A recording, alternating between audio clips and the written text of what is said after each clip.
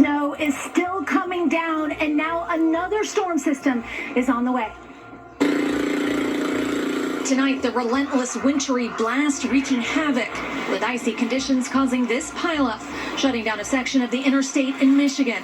One driver now in critical condition, according to Michigan State Police, while millions dig their way out of a shocking amount of snow. This one has been the worst one that I've dealt with for as long as I can remember. From Michigan to Buffalo, New York. And in Erie, Pennsylvania, the snow caught everyone by surprise, initially overwhelming the county's robust snowplow system, causing rooftops to buckle and trapping thousands in their homes for days, according to county officials. I just could not open that door, so I put all my weight into it, and I was like, okay, like, this is what we're rolling with. Kimberly Stoller was stuck for 3 days, forced to rely on Thanksgiving leftovers for food.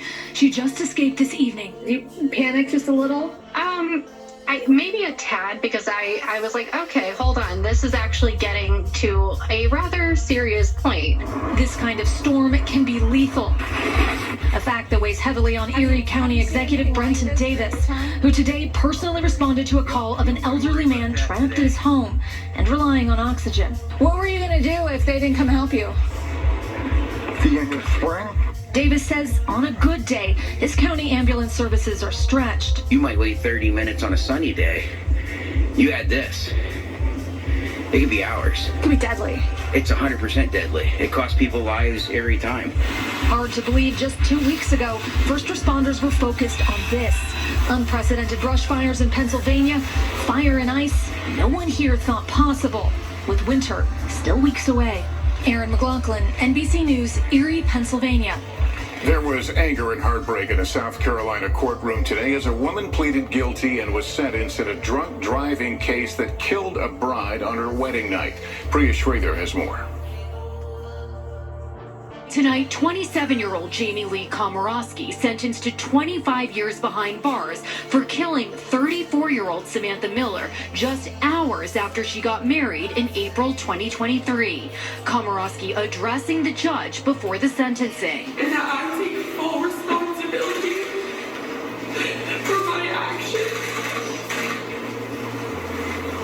Hopefully one day you will be able to forgive me. Prosecutors say Komorowski was bar hopping in Folly Beach, 30 minutes from downtown Charleston, when she got behind the wheel and plowed into a golf cart, carrying Miller, her groom Eric Hutchinson, and 2 other family members who were driving the newlyweds to their rental after their wedding reception. We've been sentenced to a lifetime of pain.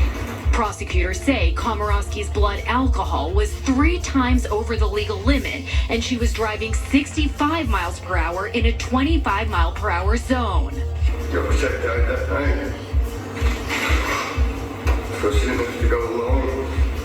Miller's groom, Eric Hutchinson, broke both his legs and multiple bones in his face and sustained serious brain injuries. Tonight, Miller's family speaking to Komorowski. For the rest of my life, I'm gonna hate you.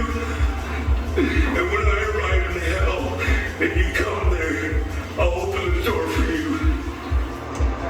The judge sentenced Komorowski to 10 to 25 years for each of the charges she faced, but she's letting them serve them concurrently. Lester? Priya, thank you. In the Middle East, there is word tonight on the fate of 2 American hostages held in Gaza as another conflict, this one in Syria, reignites. Matt Bradley now with late details. Tonight, the fate of 2 young American-Israeli hostages coming into focus. Israel's military announced today that Omer Nutra, a 21-year-old IDF soldier from New York, was killed in the Hamas terror attacks on October 7th.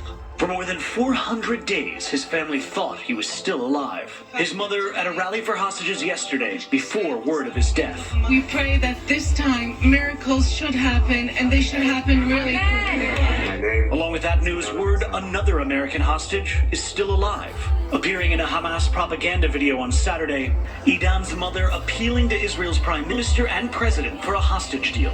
While in Gaza, U.S.-based charity World Central Kitchen pausing its operations after 3 of its local staff members were killed in an Israeli airstrike. Israel said one of the 3 had participated in the October 7 terrorism, but the organization said it has no knowledge of any of the staff in the targeted vehicle having participated in that day's attacks. Meanwhile, war in the Middle East appears to be spreading. Syrian rebels launched their first major offensive against the regime of Bashar al-Assad in nearly 5 years.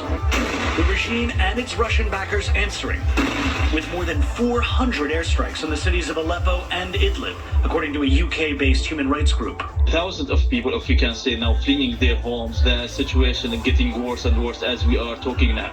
The big question now is whether the Assad regime will mobilize to defend itself or whether the rebels will keep winning territory. Lester? Matt Bradley, thank you. In 60 seconds, the frenzy of holiday shopping now well underway. But just how well are retailers doing and where are the best deals? We'll have that after this.